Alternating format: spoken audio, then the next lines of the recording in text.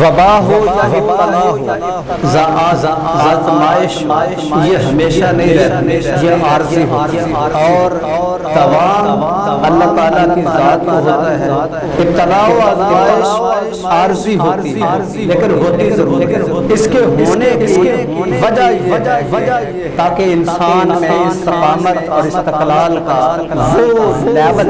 جو ہونا چاہیے وہ اس میں پیدا کیا جائے، اور تربیت اور ٹریننگ اس کو دی جاتی ہے جس کی ریکروٹمنٹ ہوتی ہے، جس کی ریکروٹمنٹ نہیں ہوتی اس کو ٹریننگ نہیں۔ سب سے پہلے اس کی بھرتی ہوتی ہے، بھرتی سمجھتے ہیں پنجابی جانے بھرتی ہونے فوج وچ جیڑا بندہ بھرتی ہوئے گا اودی ٹریننگ ہوندی ہے، دوجے دی سمجھ لگی جائے۔ آزمائش اس کے لیے ہے جو ایمان کے دائرے میں داخل ہے، اور جو ایمان کے دائرے میں داخل ہی نہیں اس کی آزمائش کیسے، اس پر تو ہوتا ہے عذاب، وہ اس دنیا میں آئے یا آخری دنیا میں وہ اس کا حصہ عذاب ہوتا ہے، لیکن ابتلا آزمائش اور وبا کا سامنا کرنے والا اور استقامت کے ساتھ اس سے کھڑا ہونے والا اس کے لیے کیا ہے؟ اس کے لیے جزا ہے، اس کے لیے انعام ہے، اس کے لیے ثواب ہے۔ اب یہ تو ہے معیار ہم جیسے لوگوں اور جن کے حوالے سے میں نے آیا مبارکہ پڑھی ہے، تلاوت کرنے کا شرف آپ کے سامنے حاصل کیا ہے۔ اب وہ ایماندار ہی نہیں بلکہ پیمانہ ایمان ہے، جان ایمان ہے اور روح ایمان ہے۔ وہ نفوس قدسیہ جنہوں نے اسلام استقامت اس کو مستحکم کرنے کے لیے، اس کے استحکام کے لیے اور اس کی بنیادوں کو مضبوط کرنے کے لیے جو قربانیاں پیش کی گئی، جنہوں نے پیش وہ نبی آخری زمان صلی اللہ علیہ وآلہ وسلم کی ذات اقدس سے ان کا بہت گہرا تعلق ہے، اور یہ تعلق ہماری اپنی زبان و کلام سے نہیں، اس زبان و کلام کو اگر قرآن حکیم کی روح سے دیکھا جائے تو سورہ آل عمران میں وہ آیت مبارکہ آپ دیکھ لیں، اس میں وہ حضور کے علیہ السلام کے یعنی بیٹوں کے طور پہ جو اسلام یعنی اسلام کی جنگ لڑنے کے لیے، اسلام کی صداقت کا معیار بننے کے لیے میدان مبارزہ میں گئے ہیں، وہ سرکار دو عالم صلی اللہ علیہ وسلم کے یہ آپ کے جسم اطہر میں یہ ٹکڑے ہیں، یہ حصے ہیں جن کو حضور علیہ السلام اپنے بیٹے بھی فرمایا ہے اور آل بھی فرمایا ہے، اور ان کی محبت کے جو احکام ہیں ان کو نص قرآنی کی روح سے بھی صادر فرمایا، اور پھر یہ حکم آپ نے اپنے سنت مطہرہ میں، سنت مبارکہ میں بھی اس کو شامل کیا۔ اور اب جو لوگ آج کل ایک نیا ماحول ہے، ماحول میں کافی عرصے کے بعد آپ بھی جلسوں سے آشنا ہوئے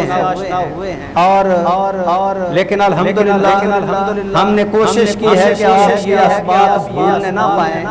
یہ سبق جو ہم نے یاد کیا ہے یاد سے بزرگوں سے، یہ بھولنے کے لیے یا بھلانے کے لیے نہیں، اور بزرگ ہوتے ہی اسی لیے ہیں، اسلاف ہوتے ہی اس لیے ہیں تاکہ ہر روز اعادہ کرائے، دوبارہ وہی سبق پڑھائیں تاکہ ہم بھولنے نہ پائیں۔ لہذا ہماری جو ذمہ داری ہے ہم نے وہ ادا کرنی ہے، اور آپ کی جو ذمہ داری ہے وہ یہ ہے کہ آپ اس سبق کو پڑھیں بھی اور آگے پڑھائیں بھی۔ باقی ان نفوس قدسیہ کے حوالے جس طرح میں نے آیا مبارکہ میں آپ کے سامنے جو تلاوت نسألکم علیہ اجرا الا المودۃ فی القربى۔ اب یہ انتہائی بنیادی چیز ہے جو اہل بیت اطہار کی محبت ہے، جو فرض عین ہے۔ اہل بیت اطہار کی محبت فرض عین ہے، اور بعض لوگ اس سے جی چراتے ہیں۔ وہ دل میں اناد کوئی نہ کوئی حصہ ضرور ہے، وہ 100واں حصہ ہے یا 101واں حصہ ہے، لیکن ہے ضرور۔ اہل بیت سے وہ اہل بیت جو حضور کے طریقہ پر ہے، وہ اہل بیت جو دائرہ ایمان میں ہے، وہ اہل بیت آل اطہار جو دائرہ شریعت میں ہے۔ اب میرے اور آپ کے لیے کوئی حجت باقی نہیں ہے کہ ان کی تعظیم و توقیر میں کوئی فرق بجا لائے، اور اب ان کی توہین پہ آمادہ ہوں، دل سے ان کی محبت کو نکال دیں۔ تو یہ خیالی ہے جس میں آج کل علماء بھی پڑے، بہت سے علماء ہیں، نام پر نام نہیں لیتا، لیکن بہرحال ہمارا کام کوئی تنقیص اور اہانت اور توہین تو ہے نہیں۔ ہمارا کام ہے، ہمارا اسلام ہے، اور بزرگوں نے اصلاح ہی فرمائی ہے۔ جو سمجھتے ہیں اللہ تعالیٰ ان کو استقامت عطا فرمائے، جو اس کو نہیں سمجھتے اللہ تعالیٰ ان کو سمجھنے کی توفیق عطا فرمائے۔ اہل بیت سے محبت اور اصحاب سے محبت وہ الگ الگ چیزیں نہیں، کیونکہ محرم شریف کے بعد اب سفر شریف کا مہینہ ہے، اور پھر ہم ربیع الاول شریف کی طرف بڑھ جائیں گے، اور پھر بنیادی چیزوں کو ہم کہیں چھوڑ نہ جائیں۔ لہذا یہ بنیادی وصف آپ کے سامنے ہونا چاہیے کہ اہل بیت اطہار کی محبت یہ فرض اولی ہے۔ اب جن لوگوں نے قرآن کی روح سے دیکھنا ہے تو بھی قرآن کی روح یہی بتاتی ہے کہ اہل بیت سے محبت ضروری ہے۔ حضور علیہ السلام کے ارشادات کی روشنی میں دیکھنا ہے تو پھر بھی ہم احادیث کا ایک یعنی کثیر تعداد ہے، ایک تسلسل کے ساتھ مستند احادیث کی روشنی میں ہم یہ نتیجہ اخذ کر سکتے ہیں اور اس نتیجے میں پہنچ سکتے ہیں آسانی کے ساتھ کہ حضور علیہ السلام نے اہل بیت کی محبت کو کس قدر بنیاد فرمایا ہے اور کس قدر بنیاد قرار دیا۔ اور تیسری بات صحابہ کے نزدیک اہل بیت کی حیثیت اور ان کی اہمیت کیا ہے، یا کس قدر اہمیت کے وہ حامل ہیں، یہ بھی آپ نے دیکھنا ہے۔ اور اس کے بعد آنے والے ادوار میں ہم اہل بیت کی محبت کو صحابہ اور تابعین کی نظر میں، تبع تابعین کے نظر میں، اکابرین کے نظر میں ہم دیکھتے ہیں تو ہمیں ایک تسلسل نظر آتا ہے جو نصوص قرآنیہ کی روشنی سے شروع ہو کر احادیث مبارکہ کی روشنی میں اور بزرگان دین جن میں صحابہ کی جو جماعت ہے وہ بھی شامل ہے، تو پھر ان سے اگر ہم سیکھیں تو پھر ہمیں یہی سبق ملتا ہے جو ہمیں حضور شاہ طاہر پڑھایا ہے۔ ہمیں کوئی فرق نہیں آتا، اور میں نے مسلسل 2-3 جمعہ میں یہی عرض کیا تھا، اور یہ بنیادی چیز ہے کہ کچھ لوگ پھٹ گئے، کئی وہ ہیں جو صحابہ کی طرف مائل ہو اہل بیت سے غافل ہو، اور کئی وہ ہیں جو اہل بیت کی محبت سے سرشار ہوئے اور صحابہ سے انہوں نے غفلت۔ تو پھر عزیزان محترم انہوں نے اسلام کی روح کو نہیں پایا، نہ اسلام کی تعلیم کو پایا ہے، چونکہ ہم جدھر بھی جاتے ہیں جہاں سے بھی علماء حقہ کی بات سنتے ہیں تو علماء حقہ ہمیں کیا بتاتے ہیں؟ وہ فرماتے ہیں کہ اہل بیت کی محبت ایمانداروں کے لیے فرض اولی ہے، ضروری ہے، ان کے ایمان کا حصہ ہے۔ تو میں یہ بنیادی طور پہ یہ عرض کرتا ہوں کہ اہل بیت کی محبت ہمیں علماء بتاتے ہیں کہ ضروری ہے، چونکہ قرآن بتاتا ہے، حدیث بتاتی ہے، سنت مطہرہ بتاتی ہے، صحابہ کا طرز عمل بتاتا ہے، اکابرین بتاتے ہیں کہ اہل بیت سے محبت ایمان کا وہ تکمیل کا باعث ہے، ایمان کی تکمیل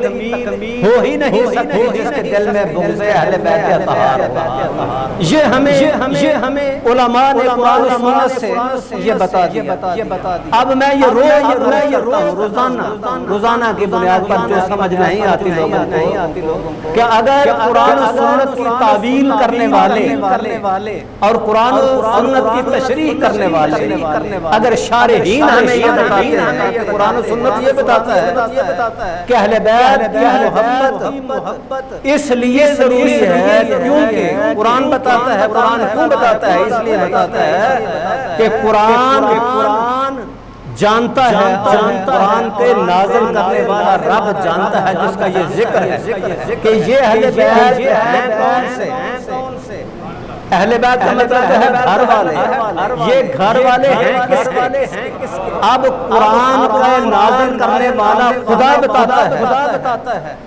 کہ میں نے اس محبوب کے قدموں کے نیچے آنے والی زمین کی قسم کھائی ہے۔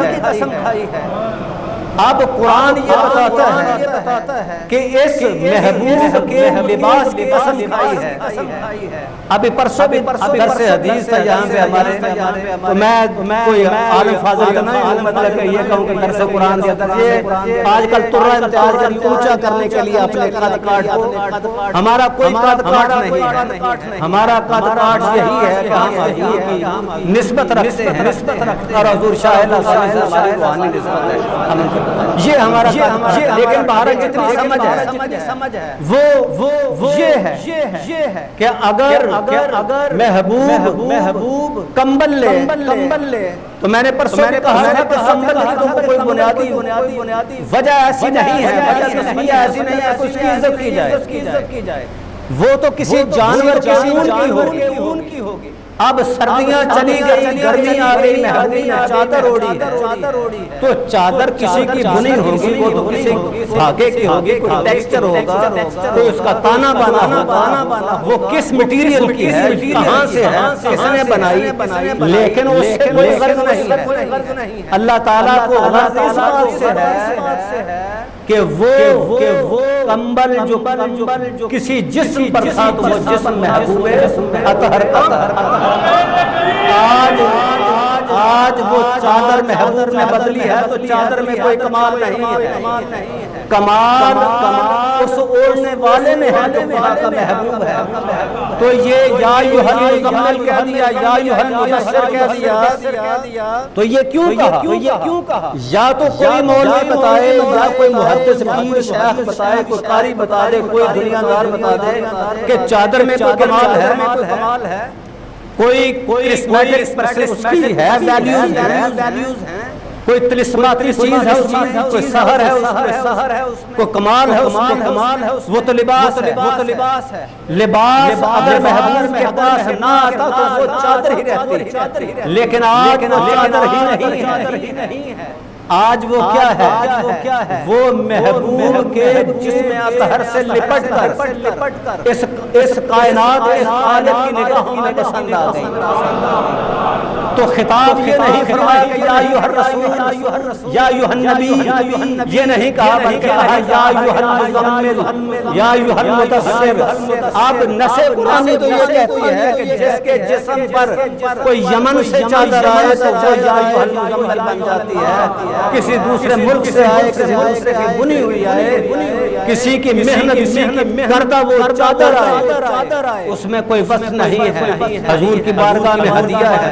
تو حضور علیہ السلام تو پھر تمام مکاتب فکر جتنے بھی اسکول آف تھاٹس ہیں، میں کسی ایک نام کا مطلب احاطہ نہیں کرتا کہ فلاں بندہ، جتنے بھی اسکول آف تھاٹس ہیں پاکستان میں یا دنیا بھر میں جو مسلمان ہیں اور مسلمانوں کے طبقے سے تعلق رکھتے ہیں، وہ یا ایھا المزمل ہی کہتے ہیں۔ تو یا ایھا المزمل کیا ہے؟ یہ توحید ہے۔